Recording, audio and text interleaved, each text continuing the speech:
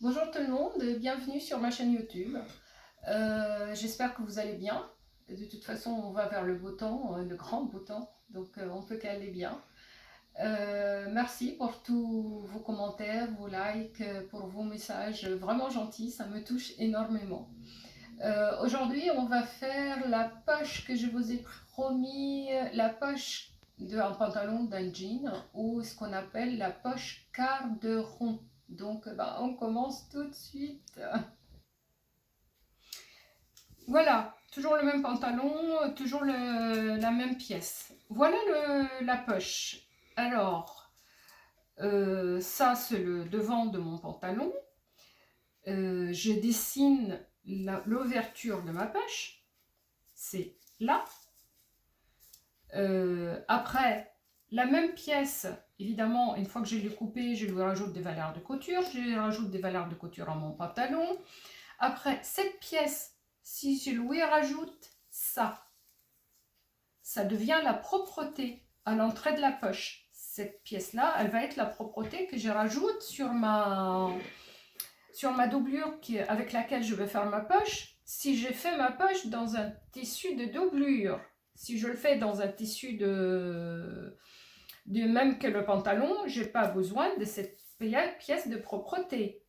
Maintenant, cette pièce-là, là, c'est un de deux fonds de poche. Le deuxième fond de poche, il est là, là. Maintenant, si je prends cette pièce-là,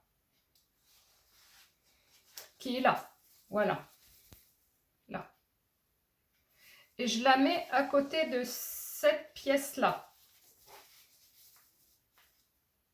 la deuxième, je les coupe en une seule pièce. C'est comme ça qu'on coupe les poches pour le jean. Donc, ça signifie que je vais venir monter cette pièce-là avec mon pantalon. Je détache ce que j'ai.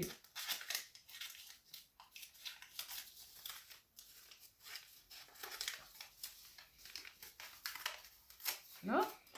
Je viens monter cette pièce-là, là, à 1 cm. Je tourne. Je dégarnis, je fais tout le nécessaire. Et je viens poser ça là. Et là, je vais me trouver avec ma poche complètement faite. On va oublier les papiers et on va faire ça sur le tissu.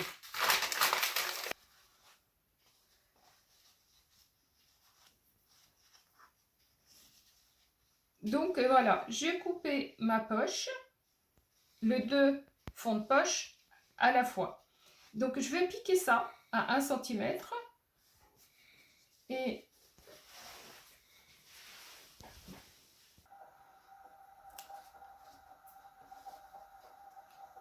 j'ai piqué. Pour tourner, il faut absolument cranter parce que sinon ça ne va pas tourner.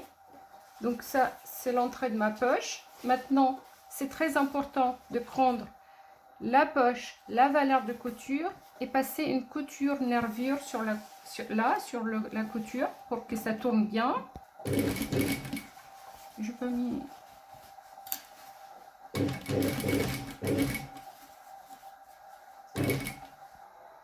Alors, j'ai piqué mon arrondi, j'ai cranté, j'ai tourné et j'ai fait une couture nervure sur la poche et la valeur de couture, sur mon fond de poche et la valeur de couture.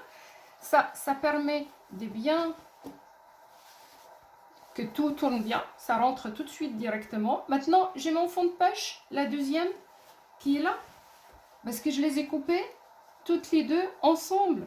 Et j'avais cranté là, l'entrée de ma poche, c'est là.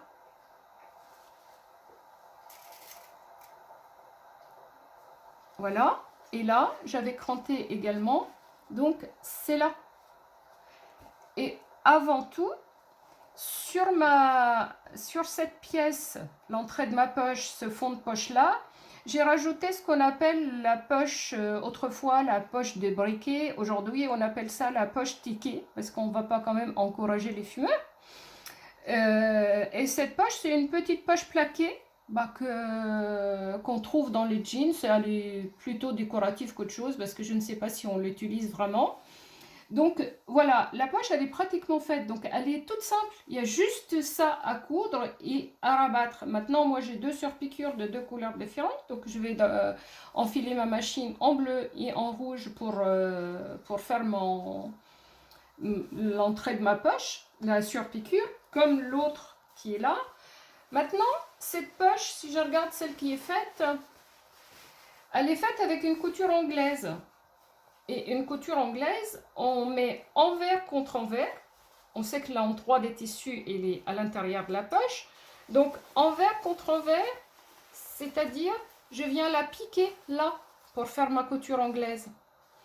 Et après, je la tourne, je la repasse et je viens piquer là. Je ne vais pas piquer pour vous montrer. Alors on va aller sur la poche qui nous concerne. Donc là, c'est cette partie-là qu'on va la faire en couture anglaise. Alors là, c'est l'envers, là, c'est l'envers, l'endroit, c'est à l'intérieur de la poche. Donc je prends ma poche et je mets envers contre envers pour faire ma couture anglaise en piquant sur l'endroit des tissus pour la première. Et là, je vais piquer à 3 mm directement. Comme ça, je n'ai pas à couper, à raser. C'est plus simple.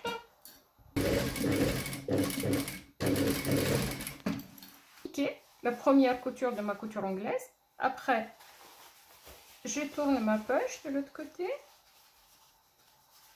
Voilà.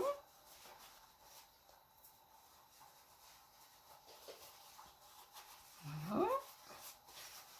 Et là,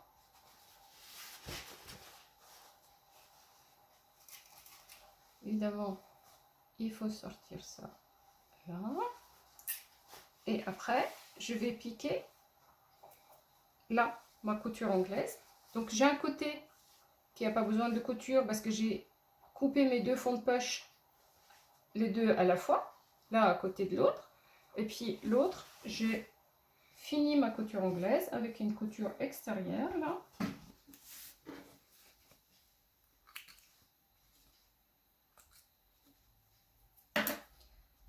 Voilà ma couture anglaise, mon fond de poche est fini par une couture anglaise. Maintenant, si je tourne là, tout est fini pratiquement. Il n'y a plus qu'à faire mes surpiqûres et ma poche est pratiquement finie. Une fois que j'ai fait mes surpiqûres de deux couleurs, là comme j'ai choisi de faire de deux couleurs, je vais venir plaquer ma poche à mon cran d'entrée de poche là. Je vais faire une couture à 5 mm là. Pourquoi 5 mm? Parce qu'après, j'ai mon côté dos de pantalon qui va venir avec 1 cm de valeur de couture. Donc le 5 mm de valeur de couture qui tient ma poche, ça va être caché. Et pareil, en haut, là, je vais faire une couture là à 5 mm. Comme j'ai fait de l'autre côté, là. Et là, avant de faire ma couture sur le côté, j'avais fait elle est là. On la voit à l'intérieur. Donc, elle est là. Maintenant, je n'ai plus qu'à faire la fin de ma couture anglaise de la poche ancienne, parce que je n'avais pas fait. Bon, je fais mes surpiqûres et je reviens vers vous pour finaliser cette partie-là. Donc, elle est toute simple, la poche quart de rond. On en fait toute une montagne pour pas grand-chose, hein. Ben voilà, ma poche est finie. Elle a ces deux surpiqûres, elle est pas repassée, hein, ça va être mieux. Elle a la poche ticket ou briquet, ce qu'on veut. Elle est tenue sur le côté. Oh là là, il y a plein de fils à enlever, évidemment. Et puis, elle est tenue en haut. Maintenant, j'ai mon côté dos qui va venir là. Hop. Il va être piqué. Et bientôt, je vais pouvoir terminer mon pantalon. Alors, là, c'est la poche quart de rond. Merci mon assistante et caméraman. Alors, l'année dernière, j'en ai fait plein avec les élèves parce qu'on a fait des cours par Teams et c'était vraiment galère. Et du coup, j'en ai plein de poches quart de rond et je crois que celle-ci qui est complètement, qui n'est pas finie. Alors, voilà le fond de poche en doublure, le pantalon en jaune et quand on voit que la pièce de propreté, elle prend l'entrée de la poche et au moins 3,5 cm de plus. Là-dessus, on a mis la petite poche avec les couleurs. Là, c'est très très parlant. Ça, c'est l'endroit de la doublure. L'envers de la doublure, c'est là. Pour faire la couture anglaise, je viens mettre envers contre envers et je pique à l'endroit. Après, je tourne et je reviens faire ma couture anglaise au-dessus. Et si je tourne là, ben voilà tout ce qui... On pense que c'est si compliqué, une poche une poche quart de rond. En fait, c'est une poche comme une autre, sauf que le côté, là, il n'y a pas de couture. Et même si on coupe et on fait une couture, qu'est-ce que ça peut faire? Et si on surfile les coutures à la fin, également, il n'y a rien qui nous interdit. Hein. C'est les fabricants des jeans qui ont fait de ça une poche qui se fait de cette manière-là. Mais personne ne vous oblige de faire à la lettre comme à aller. Hein. Ben voilà. Et puis moi, je crois que je vais me faire un sac avec tout ça. Parce que ça ne sert à rien de garder tout ça à la maison. Et ben voilà, la poche quart de rond n'a plus de secret pour vous. À très vite dans une prochaine vidéo. Si j'ai bien compris, il y en a parmi vous qui progressent, qui sont contents de ce que je fais pour vous.